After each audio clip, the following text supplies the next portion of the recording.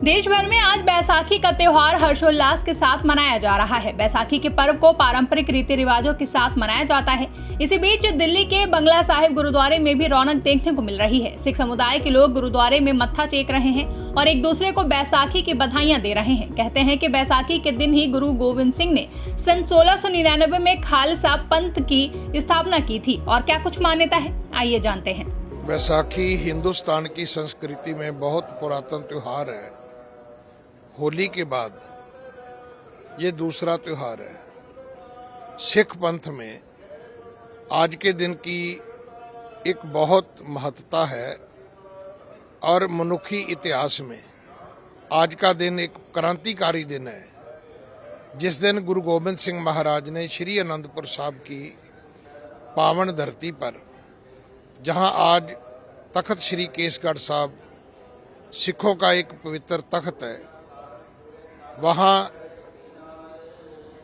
80,000 सिखों को बुलाकर उनमें से 5 प्यारों की सिलेक्शन की, चोन की, और जिन्होंने गुरु के सन्मुख, गुरु के समक्ष अपने शीश भेंट किए, उनको खालसा शब्द से गुरु जी ने नवाजा, खालसे का मर्तबा दिया और इस पद्धति से उनको नवाजा।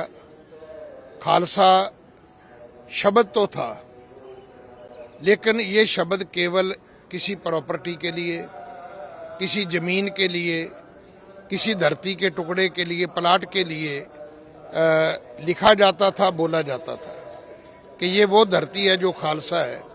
इसका अर्थ ये था कि इसका मालिक राजा है।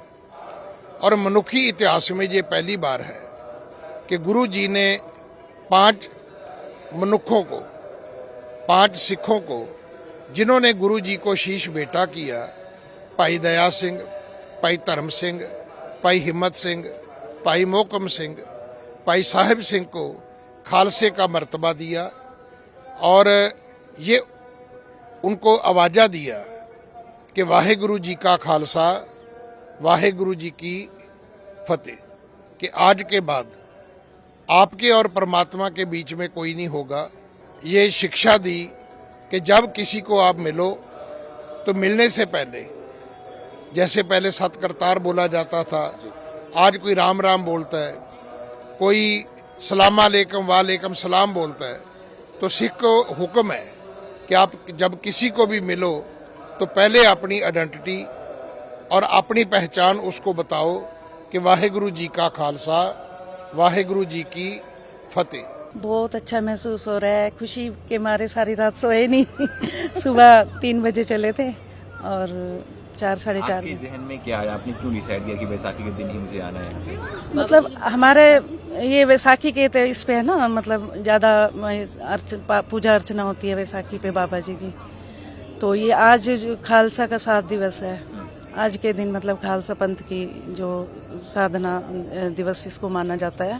तो इस दिन मतलब पीले चावल बनाते हैं रंग वाले इस खुशी में, और केसरिया मतलब कपड़े ज़्यादातर लोग पहनते हैं इस पे।